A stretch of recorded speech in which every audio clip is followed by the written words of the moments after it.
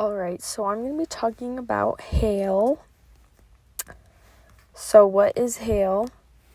Hail is solid precipitation that forms during storms.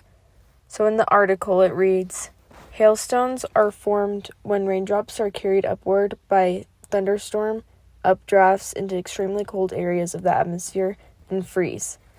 Hailstones then grow by colliding with liquid water drops that freeze onto the hailstone surface. If the water freezes instantaneously when colliding with the hailstone, cloudy ice will form as air bubbles will be trapped in the newly formed ice. However, if the water freezes slowly, the air bubbles can escape and the new ice will be clear. The hail falls when the thunderstorm updraft can no longer support the weight of the hailstone, which can occur if the stone becomes large enough for the updraft weakens. Then here's a picture of some hail. This is also part of the article. It says hailstones can have layers of clear and cloudy ice if the hailstone encounters different temperature and liquid water content conditions in the thunderstorm. The conditions experienced by the hailstone can change as it passes horizontally across or near an updraft. The layers, however, do not occur simply due to the hailstone going through up and down cycles inside a thunderstorm.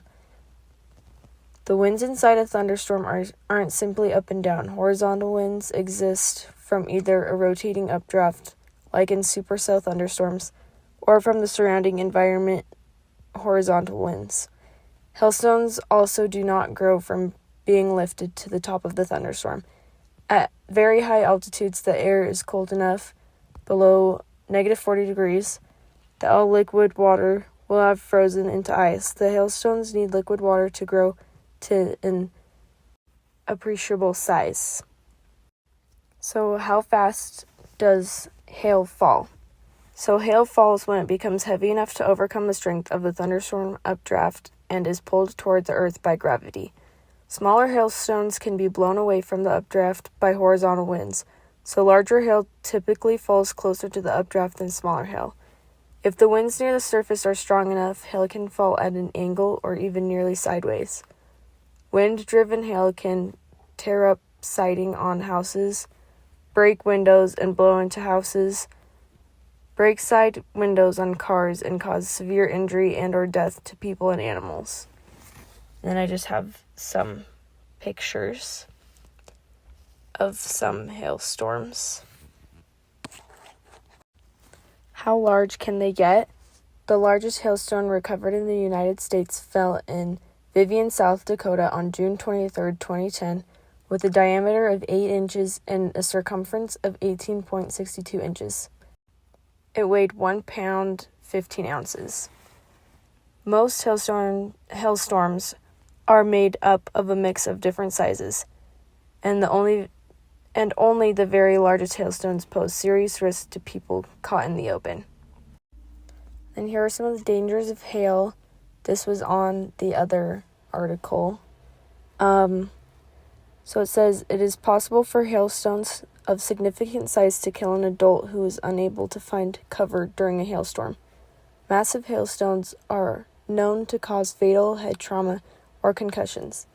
It is believed that about 200 to 600 nomads of a tribe died in Rupkund, India, during a severe hailstorm centuries ago. Their recently discovered skeletons with head injuries appear to support this historical account. So hail can destroy aircrafts, cars, property, crops, etc.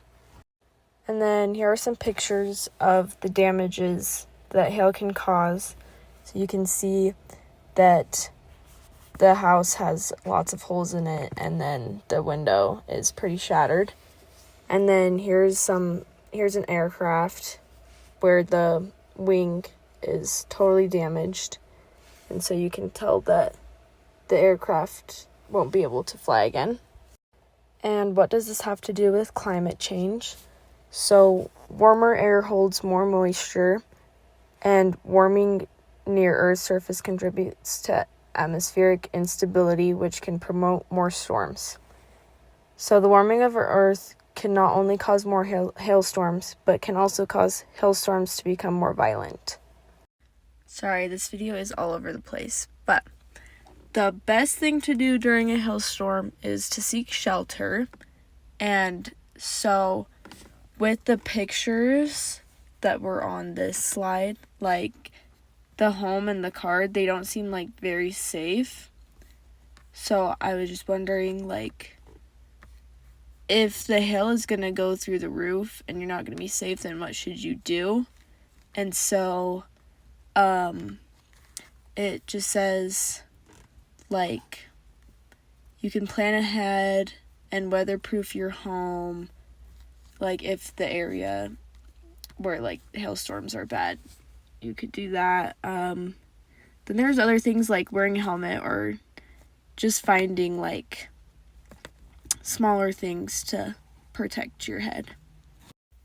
I just wanted to show this picture that is in one of the articles, and I thought this was a good picture because it shows just how big a hailstone can be. And that is all I have for this video. Thanks for watching.